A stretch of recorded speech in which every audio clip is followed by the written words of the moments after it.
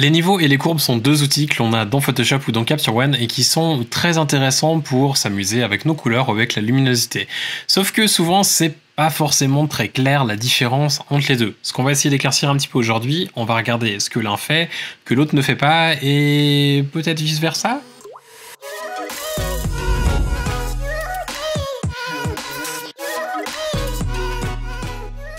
Les courbes, c'est certainement un des calques de réglage que j'emploie le plus pour faire des choses dans Photoshop.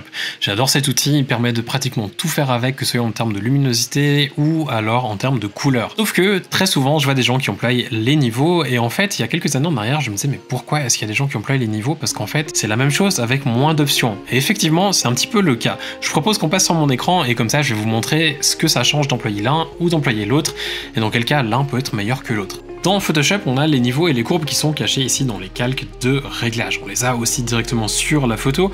Personnellement, je préfère les employer en calque de réglage. On va créer une nouvelle courbe et on va créer aussi un nouveau calque de réglage de niveau. Donc on a nos niveaux ici et la courbe juste là. Je vais faire un petit peu de place et on va prendre les propriétés ici pour vraiment voir ce que l'on peut faire avec. La courbe, ça se présente donc comme ça. On a un point ici au fond à gauche qui représente le noir, un point ici en haut qui représente le blanc. On peut bouger ces points comme on veut pour ajuster la luminosité. Si par exemple on veut foncer la zone blanche de notre image, on peut simplement diminuer le point. Mais on peut aussi cliquer sur ce petit curseur et le tirer vers la gauche, ce qui va éclaircir. Et on peut prendre celui du noir et on peut le tirer ici à l'intérieur pour foncer. On peut aussi lever le point noir, ce qui permet d'éclaircir. Si on vient dans les niveaux, en fait on retrouve un petit peu la même chose. On a ici un curseur. Si on le pousse à l'intérieur, ça fonce, donc comme le point de la courbe. Si on le tirait à l'intérieur, ça fonçait. Et on a ici le point blanc, que si on tire à l'intérieur, ça éclaircit. En dessous, on a aussi, comme pour la courbe, cette espèce de curseur qui va nous permettre de prendre le point blanc, le tirer à l'intérieur, ce qui fonce, et de prendre le point foncé, le tirer à l'intérieur, ce qui éclaircit. Jusque-là, comme vous voyez, on peut tout faire exactement de la même manière. Sauf que, dans nos niveaux, on a un point en plus au milieu. Parce que là, dans les courbes, on avait les noirs et les blancs, mais on n'avait pas de point au milieu. Là, dans les niveaux, on a quelque chose. On a ce truc qui est à 1.0. Si on le prend et qu'on le tire à droite, ça fonce les tons moyens. Et si on le tire vers la gauche, ça éclaircit les tons moyens. On va le remettre à 1. Et si on vient dans la courbe, on a en fait aussi la possibilité d'avoir un point au milieu. Il nous suffit de cliquer juste au milieu. Alors là, j'ai cliqué à 127, 127. Réellement, au milieu, ça serait 128 et 128.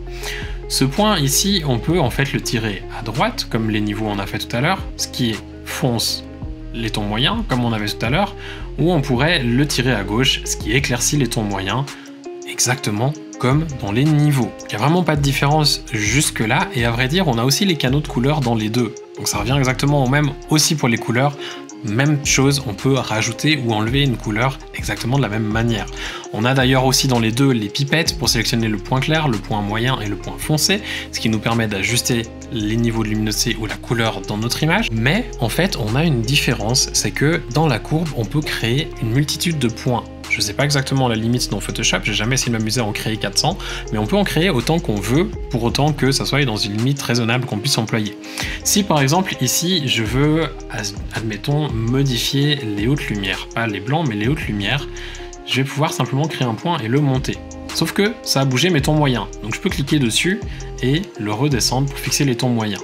Mais en redescendant les tons moyens, mes ombres sont plus foncées. Donc je peux cliquer dessus et les remonter un petit peu pour fixer. Et de cette manière, j'ai vraiment que les hautes lumières qui ont bougé. Je peux ensuite bouger ce point comme je le souhaite pour faire les réglages que je veux. On peut faire la même chose pour les canaux de couleurs. Et c'est là en fait où les courbes sont vraiment intéressantes. Parce qu'avec les courbes, on peut aller plus loin qu'avec les niveaux. Les niveaux nous permettent d'ajuster les tons moyens, les hautes lumières et les ombres, ou bien noir, blanc et ton moyen, alors que dans les courbes, on peut ajuster tous les points que l'on souhaite. On peut même faire un truc qui est très intéressant, c'est ici, si j'enlève tous mes points, donc je clique et je les tire pour les enlever, si je prends le petit doigt, je peux cliquer sur la zone que je veux, par exemple, je veux ajuster juste, admettons, le gilet, je veux le foncer un petit peu, je peux cliquer dessus, pousser vers le bas, et ensuite je me dis bon, peut-être que la peau du coup elle est un peu trop foncée, donc j'ai cliqué dessus et la rehausser. Les ombres sont un petit peu foncées, je clique dessus et je peux réajuster aussi. Donc au final c'est vraiment ça la différence, c'est que tout ce que l'on peut faire avec une courbe, on ne peut pas le faire avec un niveau, mais tout ce qu'on peut faire avec un niveau, on peut le faire avec une courbe. Si vous voulez plus de précision, la courbe sera plus intéressante.